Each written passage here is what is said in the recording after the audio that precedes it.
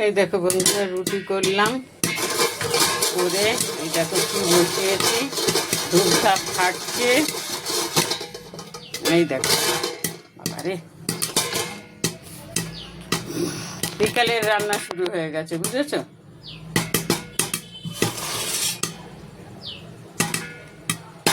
দেখেছো তো কি সুন্দর আলু পটকা পাচ্ছে গো।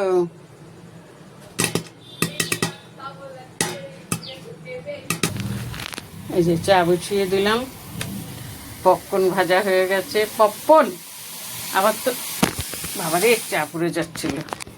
আবার তো উল্টো পাল্টা কথা বলা যাবে না, তাহলে হলে অশিক্ষিত। এই যে পপকর্ন ভেজেছি, রুটি করেছি, চা বসিয়েছি। চাটা ভালো করে হোক, আজকে দুধ চা খাবো। শুক্রবারে ভালো লাগে না, শুক্রবারে নিরামিষ খাই তো, তখন মনে হয় একটু দুধ চাটা খেলে ভালো হবে।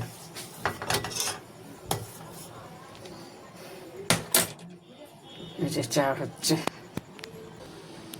দেখো চায়ের কালারটা কি সুন্দর হয়েছে, দেখেছো? চায়ের কালারটা খুব সুন্দর হয়েছে। তাহলে চলো ঘরে যাই, ঘরে গিয়ে চাটা খাই। দেখেছো চায়ের কালারটা দেখো।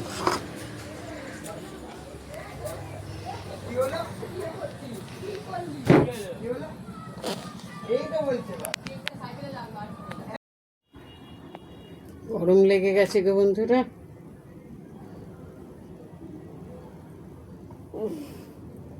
দুবেলা রান্না করা, চারটেখানি কথা, একটা মানুষের জন্য দুবার করতে হয় সব কিছু। গরমও পড়েছে, বাইরে কিন্তু খুব সুন্দর হাওয়া দিচ্ছে।